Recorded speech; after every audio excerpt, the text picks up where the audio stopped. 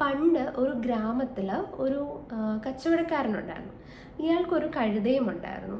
അപ്പം ഇയാളുടെ കഴുതയുടെ ഡ്യൂട്ടി എന്ന് പറഞ്ഞാൽ 50 കിലോ ഭാരം എല്ലാ ദിവസവും ഇയാൾ ഈ കഴുതയുടെ മുകളിൽ വെച്ച് കൊടുക്കും. അപ്പോൾ ഈ കഴുത ഈ ഭാരവും വഹിച്ചുകൊണ്ട് മലയുടെ മുകളിലുള്ള ഇയാളുടെ വീട്ടിലേക്ക് ഈ ചരക്ക് കൊണ്ടെത്തിക്കണം. ഇതായിരുന്നു ഈ ഒരു കഴുതയുടെ ഡ്യൂട്ടി.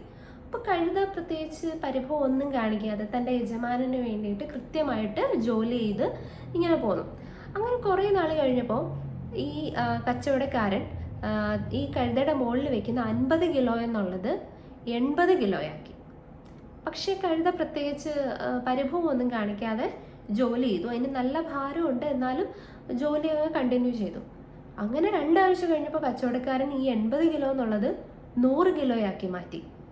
100 കിലോയാക്കി മാറ്റിയപ്പം കഴുതയ്ക്കത് ഒട്ടും സഹിക്കാൻ പറ്റുന്നില്ല. അത് കുഴഞ്ഞ് താഴെ അങ്ങ് വീണു.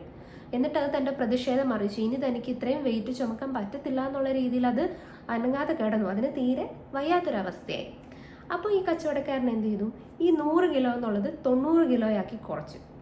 അപ്പോൾ കഴുതയ്ക്ക് കുറച്ചൊക്കെ ഒരു ആശ്വാസം തോന്നി. മാത്രമല്ല ചെറിയൊരു സന്തോഷം തോന്നി. എന്താണെന്ന് വെച്ചാൽ തൻ്റെ ആവശ്യം, ഈ വെയിറ്റ് ഒന്ന് കുറയ്ക്കണം എന്നുള്ള തൻ്റെ ആവശ്യം തൻ്റെ യജമാനൻ അംഗീകരിച്ചല്ലോ എന്നുള്ള ഒരു സന്തോഷവും കൂടി കഴുതയ്ക്ക് തോന്നി.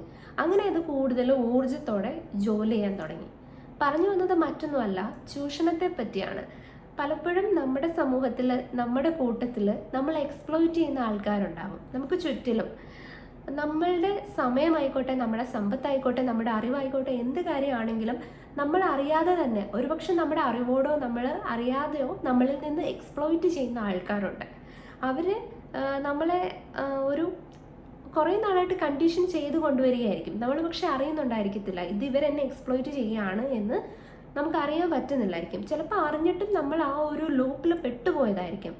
അപ്പോൾ അത്തരക്കാരിൽ നിന്ന് രക്ഷപ്പെടാൻ ശ്രമിക്കുക, അത്തരക്കാരിൽ പെട്ടുപോകാതിരിക്കാൻ ശ്രമിക്കുക. മറ്റുള്ളവരെ ഹെൽപ്പ് ചെയ്യരുത് എന്നല്ല ഇതിലൂടെ പറഞ്ഞത്, ഹെൽപ്പ് ചെയ്യാം. പക്ഷേ മറ്റൊരാൾക്ക് നമ്മളെ ചൂഷണം ചെയ്യാനുള്ള ഒരു ലെവലിലേക്ക് നമ്മൾ എത്തിപ്പെടാതിരിക്കുക. That's it. Thank U.